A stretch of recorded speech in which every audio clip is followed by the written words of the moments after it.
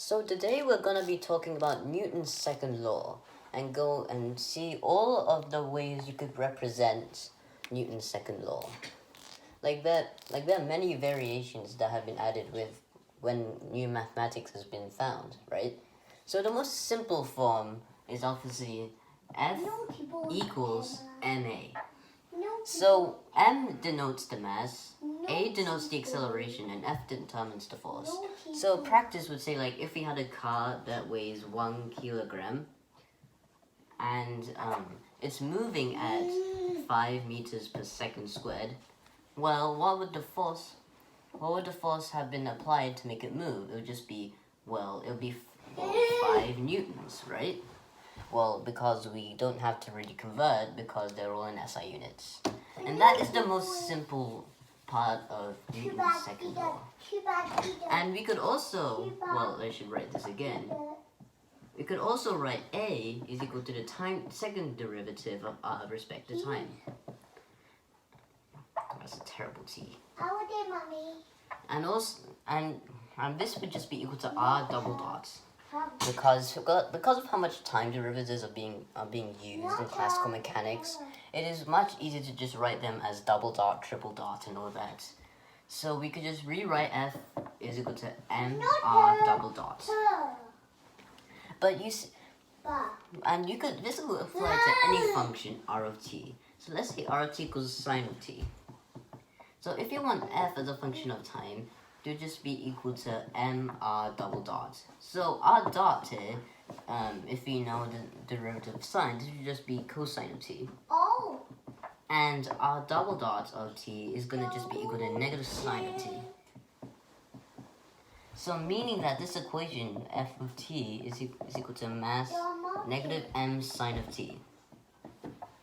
And you can see how this is kind of useful and how basic calculus can be applied to physics. But however, this doesn't take into account a mass that isn't constant. So, and if we want to do that, we have to recreate another definition for Newton's second law, which in this case is just the time derivative of rho, where rho is the momentum with respect to time is equal to the force. And the reason why this takes into account a mass that changes is because we know that from your definition of a momentum, this would just be m times r dot, where r dot in this case is the velocity, and taking the time derivative of that is equal to f. And meaning this, if you learn the product rule, this would just be m dot r dot, and plus mr double dot, because the product rule says that if you have the derivative of f of x times g of x, derivative with respect to x is equal to f prime of x, g of x, plus g prime of x, f of x. And in this case, f of x is m, and g of x is r. But this time we're taking the derivative with respect to time. And you can see that, well, f, right, is equal to mr double dot plus m dot r dot. And you can see how our first equation was f equals mr double dot, right? So this takes into account the changing mass, as you can see. So the time derivative of momentum is a more accurate way of saying for any given system that if you wanted to find the force. And you can see, and most of the times m dot r dot is equal to 0 because m dot equals 0, and the mass usually is constant.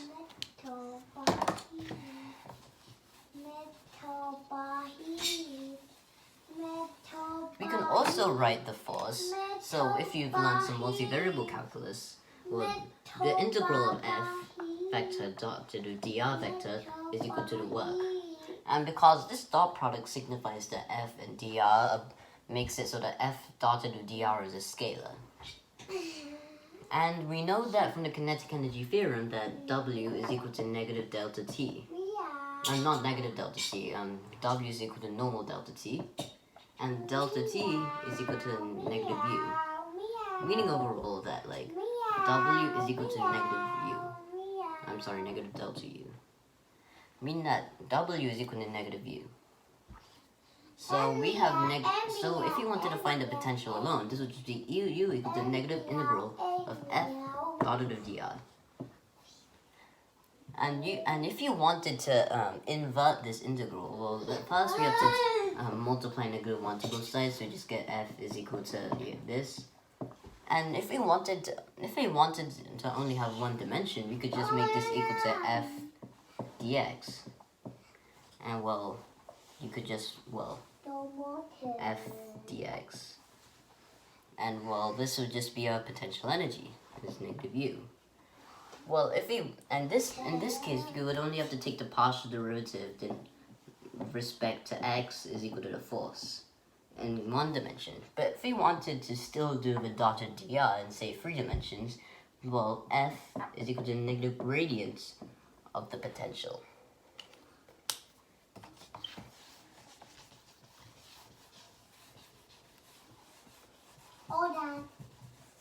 We could also, so let's say we have our u of x, y, and z is equal to z squared y squared plus xy sine z plus y. So what exactly would the gradient be? Well, we know that the gradient operator is defined as the partial derivative with respect to x times I hat plus the partial derivative with respect to y and j hat plus k hat times the partial derivative with respect to z. So meaning that if you wanted to write the gradient, and also I should mention that this applies to only scalar functions. Well, del of u is equal to, well, what's the partial derivative with respect to x is going to be, in this case, the x component is I hat y sine of z plus j hat times, well, if you take the partial derivative with respect to y, is 2yz squared plus x sine of z plus 1. And finally, for the z component, this would be 2zy plus xy cosine of z, and yeah, times k hat. So this, and if you wanted to find the force, well, you just take the negative gradient. So just the negative gradient of u is equal to f, which is equal to I hat y sine of z plus j hat times 2yz squared plus x sine of z plus 1, and well, plus 2zy plus xy cosine of z times k hat. So yeah, this is kind of the application of, say, taking the gradient of the potential so that we can get a force. We could also, in fact, combine our definitions in terms of the momentum and the potential. Since for the sake of how easy it can be, we're gonna just say this as the time derivative of momentum is equal to negative partial derivative u respect to x. So let's say we have a momentum of t is equal to, well, t squared plus 2at plus a squared. So just a simple second rank polynomial, and let's say we have u of x and t is equal to xt squared plus t x squared plus sine x.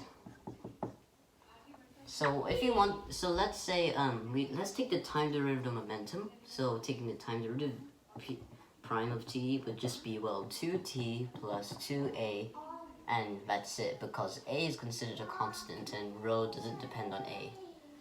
And u, and the partial derivative of u respect to x, well, this this would just be t squared plus 2xt plus cosine x. So if we wanted to equate the two, we would just get 2t plus 2a is equal to negative t squared minus 2xt minus cosine x. And as you can see, and you could simplify this if you want, but I don't. I think it's you can do that on your own and see what you could do. So that's kind of it for like how you can write Newton's second law, I believe. And it's basically been reformulated again and again. Basically the main point of classical mechanics is to try and describe the position of any given system or any particle at a certain point. And you see, we can have like let's say we have a ball falling, right? And the force on it would just be negative mg, right? Mg is positive. And we can write it in terms of Newton's second law. So if we were to have mx double dot is equal to negative mg, so meaning that x double dot is equal to negative g. So while integrating both sides, I should write like this: dt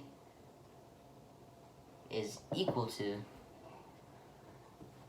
that's terrible notation, integral with respect to t twice, and then you just get x of t is equal to negative gt squared over 2 plus some constant c, t plus d. And where c would just be the initial velocity and d is the initial position.